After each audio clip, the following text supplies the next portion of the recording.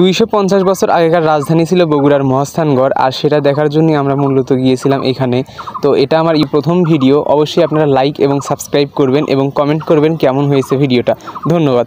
তো আমরা প্রথমেই এখানে এসে দেখতে পেয়েছিলাম একটা কালো পাথরের উপরে অনেকেই দুধ এবং সিঁদুর ঢালছে।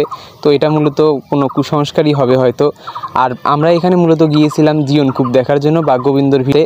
তো প্রথমেই এই পাথর দেখি, তারপরে আমরা সামনে গিয়ে দেখি কিছু ধ্বংসাবশেষ বা বাড়ি বা ঘরের কোনো কিছু একটা হবে। তো প্রথমেই আমরা গিয়ে জীবনকূপ দেখি। তো এই জীবনকূপটা মূলত এখন পাথর বা ময়লা দিয়ে পুরোটাই ভরাট ছিল, যার কারণে ভেতরে কিছুই না। তো আমরা এইসব দেখে তাড়াতাড়ি করে ভাবতেছিলাম যে মেইন ফটকের এখানে আসছি। এটা মূলত বাড়ির মেইন ফটক বা প্রথম দরজা। এই জায়গাটাই ছিল মূলত মেইন গেট বা সদর দরজা, এবং এর পাশে ছিল বিশাল বিশাল দেওয়াল। আর আমরা এইসব দেখার পরে গাড়িতে করে যাব এখন গোকুলে, যেখানেই মূলত বাসর ঘরটা অবস্থিত। এবং এই বাসর ঘরের সৌন্দর্য নিয়ে আপনারা অনেকেই জানেন বা দেখেছেন এর আগেও হয়তো। তো আপনাদেরকে আবারও দেখাবো। আর এখানে আস্তে আস্তে মূলত আমাদের থেকে 10 টাকা নিছে, এবং ঢোকার যে টিকিটটা সেটা হচ্ছে 30 টাকা করে, এবং ছোটো বাচ্চাদের ফ্রি, এবং যারা মাধ্যমিক তাদের জন্য 10 টাকা করে। তো আপনারা অবশ্যই ঘুরতে আসবেন বগুড়াতে, এবং কে কে এখানে এসেছিলেন অবশ্যই কমেন্টে জানাবেন।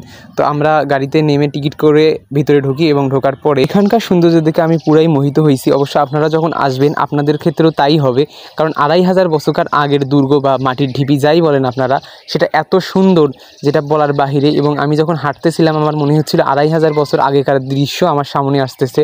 তো আপনারা অবশ্যই বগুড়ায় আসবেন, এবং বগুড়ায় আসলে আপনারা অবশ্যই গোকুলে আসবেন বাসর ঘর দেখার জন্য। আপনাদের সবার আমন্ত্রণ থাকবে, এবং আপনারা এখানে কে কে এর আগে আসছিলেন অবশ্যই কমেন্টে জানাবেন। এটা মূলত বাসর ঘরের একটা সাইড বা অংশ, যেটা আমরা উপর থেকে আপনাদেরকে দেখাচ্ছি। আর এই যে জায়গাটা, এটাই সেই কাঙ্ক্ষিত জায়গা বা বাসর ঘরের যে মেইন পয়েন্ট, এটাই মূলত সেই জায়গা। দেখে অবশ্য অনেকটা কূপের মতো হলেও এখানেই সেই বাসর ঘর সেই সময়ের ছিল।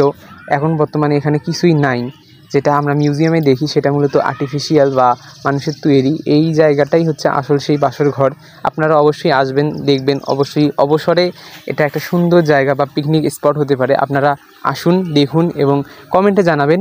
মূলত আমার ভিডিওটাতে হয়তো বা কথার এলোমেলো হয়েছে, কারণ আমার প্রথম ভিডিও, আর তাও আবার এত বড় ভয়েস আমি এর আগে কখনো দেইনি। অবশ্যই আপনারা ক্ষমা দৃষ্টিতে দেখবেন, এবং অবশ্যই সাপোর্ট দিবেন যাতে আমি এরকম ভিডিও আরও করতে পারি।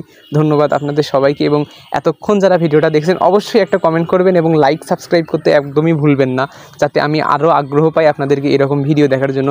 ধন্যবাদ সকলকে, ধন্যবাদ সকল ভিউয়ার্সকে।